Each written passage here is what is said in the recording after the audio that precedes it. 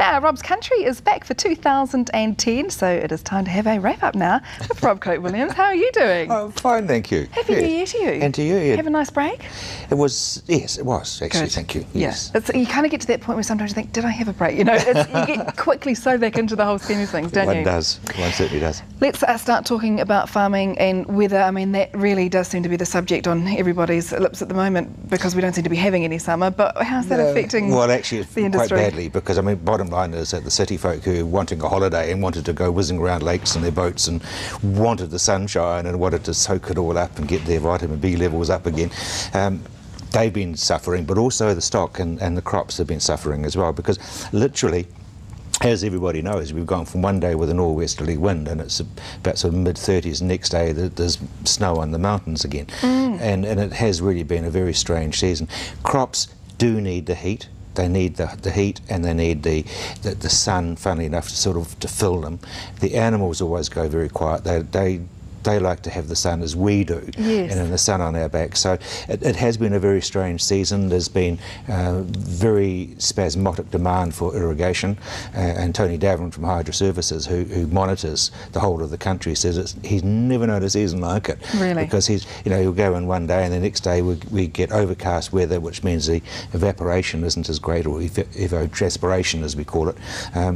And so therefore the need for irrigation has been very varied, and mind you, that's good because a lot of farmers have been saving a lot of money on electricity. A lot of farmers, spend $1,000 a day on electricity to irrigate their farms. Wow. Which is a lot of money. And when you think of a normal season, it's a long, long time of a lot of $1,000. Yes. That's $7,000 a week. That's good for some of the big dairy farms. I mean, it's scary as. So is anyone harvesting yet? Yes, some of the harvest is underway, some of the grass seeds and such, and it's varied. I mean, you can't sort of say that it's a good season, you can't say it's a poor season because there are pockets which is good, and there are pockets that aren't so bad. So, and it's disease-wise, it's been, as one would say, an interesting year. Okay. I think we need more on that later. Let's talk about dairy cubicles. Oh, look, what an amazing thing, because now we've got a situation where the proposed dairy shed, not cubicles, but shed for 18,000 cows in the Mackenzie country is now being held up because somebody in Southland, who's a farmer in Southland, is absolutely adamant that there's going to be water problems in the Mackenzie because of now. It's interesting that he's nowhere near the Mackenzie, but he's able, because of the system, to put a spoke in the wheel. Now, the interesting thing about these cubicles, because that's what they're known as, is that the Greens actually they stole a march. They came out and put in everybody's mind sour crates. Now, I've been in these sheds, not the ones up there because they haven't been built yet, but I've been in very similar sheds. And the amazing thing is that I've walked into a shed where there were 4,000 cows. And I just looked around to the people I was with and I said, I do not believe that there's no noise and there's no smell. Wow. And there wasn't. Because that's what you would normally expect. That's the first you thing would that expect, if the cows are unhappy, you'd expect noise, and you get noise. And they were lying around chewing the cud and having a great time. And they've even got scratches so they can give themselves a wee massage and a tickle up. They love it. They queue up for it. Big brushes like in a car wash, and the cows come underneath it, and as soon as they hit it, it starts to fire up because electric eye sort of thing. And you can see them; they're sort of rolling their heads in delight. So really, and the thing is, you can open the gate and they won't come out. Because they like it so much, they're staying there. Yeah. So the people that are opposed to it, why are they opposed to it? Because it is seen as factory farming. Okay. And New Zealand has had a reputation based upon grass-fed, but it's not the way. We have got the best genetics in the world, unchallenged. But we're not getting the best effects because we're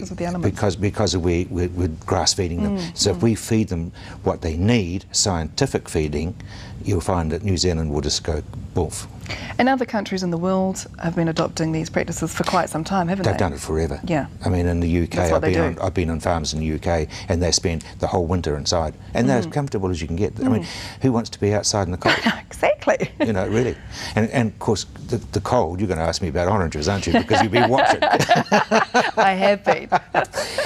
Florida has got a $9 billion US industry producing oranges. 40% of the world's juice supply comes out of Florida. Wow. And the cold in Florida has meant that they look as though they may not have a crop. And it's dropping to about 28 degrees below zero, which is actually very, very cold, and for several days. So therefore, what's happening, in fact, is that the crop is literally freezing. You're getting frozen orange juice. There's a song about that, isn't there? Frozen popsicle instead. So this isn't good news for them at all, and for anyone that enjoys. Well, I mean, if you start thinking about it, I mean, basically, we either get Californian or Florida type oranges here. Not to be confused. Not to be one side or the other, really, isn't it? So basically, you know, the whole world market, that's 40% of the world's orange juice is at risk. And just imagine the farmers over there with a $9 billion industry, which is at risk because of the weather. So, you know, the weather is certainly not just here when we're saying we're having a spasmodic summer. That's right. Yes, as we know, it's affecting everybody. Well, the world's over, and England no exception as well. Rob, thank you very much for coming in and talking to us. And of course, Rob's Country is back for 2010.